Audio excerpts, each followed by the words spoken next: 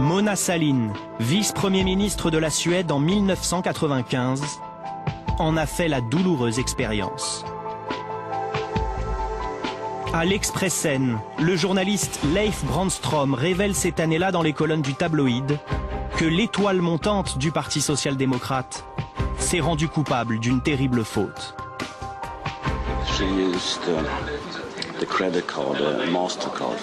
Elle a utilisé la carte de crédit du ministère pour des achats personnels et pour retirer de l'argent liquide à un distributeur. C'était quelque chose comme 200 € à chaque fois. La publication des reçus bancaires et une couverture médiatique sans concession secouent le gouvernement pendant quelques jours. Lors d'une conférence de presse exceptionnelle, Mona Sahlin tente de s'expliquer. J'ai acheté des couches-culottes, du Toblerone et un paquet de cigarettes. Tout cela a été remboursé. Mais la pression de l'opinion publique ne retombe pas. Mona Sahlin se résout quelques jours plus tard à démissionner. Aujourd'hui, Mona Sahlin anime de nouveau les meetings de campagne. Candidate du Parti social-démocrate aux prochaines élections, elle pourrait même devenir Premier ministre en cas de victoire. Mais sa traversée du désert aura duré presque 15 ans. Pour Leif Brandström, c'était le prix à payer. Un élu doit être irréprochable. Personnellement, vous n'avez pas de regrets? Vous avez fait ce que vous deviez faire? Oui, bien sûr. Il n'y a aucune animosité entre elle et moi aujourd'hui. Parce qu'elle sait que j'ai simplement fait mon travail. Impitoyable avec les politiques, la presse suédoise l'est également avec la famille royale. Même pour un événement exceptionnel, le mariage de la princesse Victoria, fille aînée du roi Charles XVI, l'héritière du trône. Une noce en grande pompe, en juin dernier. Un moment de célébration nationale qui va déclencher tout de même une polémique. Car la fête a coûté 2,5 millions d'euros. Et si le roi a réglé 40% de la facture, ils sont de plus en plus nombreux en Suède à s'opposer à la monarchie et à ses dépenses financées avec l'argent des contribuables. Moi, je ne suis pas d'accord et je ne veux pas payer. Personne ne va payer mon propre mariage, non? Alors ils doivent payer le mariage de la princesse tout seul. Ce mariage, il ne me concerne pas. C'est au roi de payer, de sa poche. Et après le mariage, c'est le voyage de noces qui fait polémique. La presse reproche au couple royal d'avoir accepté les faveurs de ce milliardaire suédois en empruntant son yacht et son jet privé, des avantages estimés à plusieurs centaines de milliers d'euros. Le risque, c'est que la princesse lui soit redevable. Nous savons très bien que certaines personnes dans le monde des affaires veulent tirer bénéfice de la famille royale. Et les journalistes ne sont pas les seuls à partir en croisade. 3 plaintes ont été déposées contre la princesse pour corruption. En Suède, les gouvernants ont donc intérêt à rester à la diète. À l'heure du déjeuner, Gunilla Carlsson nous emmène dans un endroit interdit d'accès aux médias, la cantine du gouvernement. Tous les ministres mangent ici lorsqu'ils ne sont pas en déplacement. Et aujourd'hui, une de ses collègues est au buffet.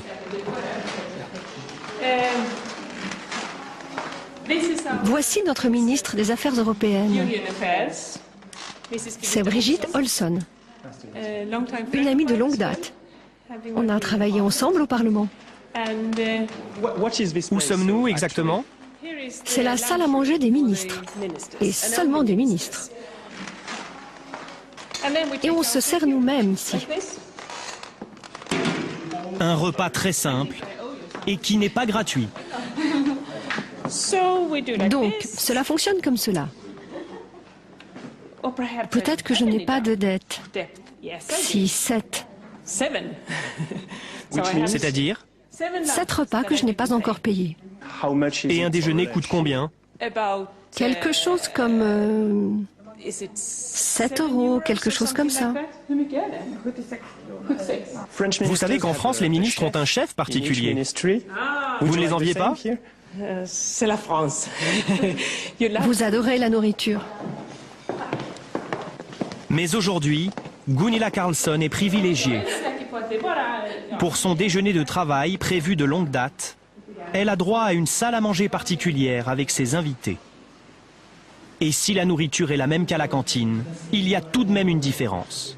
C'est un repas gratuit, un déjeuner de travail, donc on ne le paye pas. Et comme vous le voyez, de la bière sans alcool. On boit très rarement du vin durant la journée. Aucun privilège pour les ministres. À tel point qu'à Stockholm, les symboles du gouvernement se fondent dans le paysage urbain. Ici, le ministère de l'économie surplombe les boutiques de souvenirs. Un peu plus loin, le ministère de l'éducation, au-dessus d'une supérette. Une simplicité qui imprègne aussi les rapports humains. Devant le Parlement ce jour-là, Gunilla Carlsson fait une rencontre imprévue et très chaleureuse.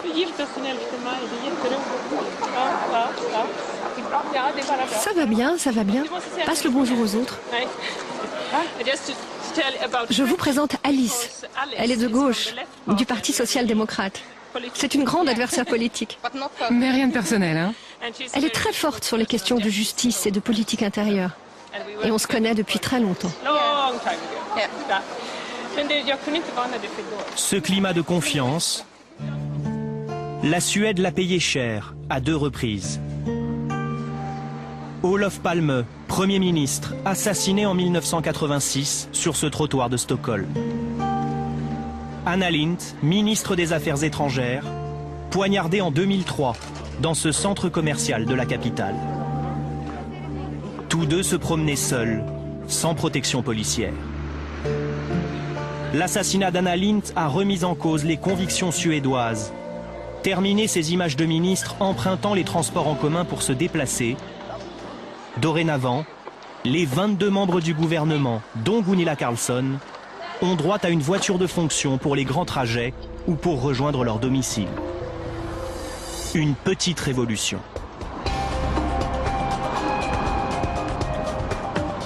Son costume de ministre modeste, Gunilla Carlsson le doit aux règles de la vie politique suédoise. Son salaire très correct est de 10 000 € par mois, quand un ministre français cumule près de 20 000 € en salaire et en indemnité, auquel s'ajoute une voiture avec chauffeur et un logement de fonction. Rien de tel en Suède.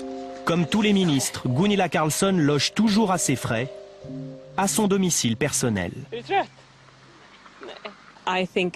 Je pourrais probablement gagner beaucoup plus d'argent en travaillant dans le privé. Mais vous savez, c'est une responsabilité très grande que nous confient les électeurs. Et je trouve normal que l'on ne gagne pas trop d'argent grâce à ça. La Suède est un pays très égalitaire. Et que vous soyez ministre ou non, vous devez avoir une vie normale et relaxe. Ministre, Gunilla Carlsson n'en garde donc pas moins les pieds sur terre. Et elle consacre ses rares moments de temps libre à sa fille et à ses cours d'équitation. Je me demande ce qu'il a fait hier, car il est vraiment très sale. Après 15 années passées en politique, elle se verrait bien exporter certaines valeurs suédoises à l'étranger. Dès notre entrée dans l'Union européenne en 1995, nous avons demandé plus de transparence pour construire sur la confiance. Chaque pays se développe comme il l'entend, mais peut-être pouvons-nous servir d'inspiration. Probité des élus, contrôle des dépenses, transparence, une certaine idée de l'État pour laquelle la Suède aimerait ne plus faire cavalier seul.